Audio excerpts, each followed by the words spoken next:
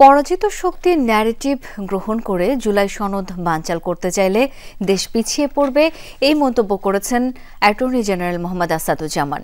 Debate for democracy আয়োজিত বিতর্ক প্রতিযোগিতায় এই মন্তব্য করেন তিনি বলেন, জুলাই সনদ নিয়ে তর্ক না করাই শ্রেয়, কারণ এটি পরিবর্তনের সুযোগ আছে।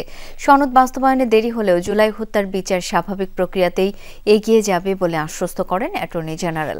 আসাদুজ্জামান বলেন, বিচার কোনোভাবেই বাধাগ্রস্ত হবে না। ভিন্নমতের প্রতি শ্রদ্ধা রেখেই জুলাই সনদ বাস্তবায়ন করা উচিত বলে মনে করেন অ্যাটর্নি জেনারেল।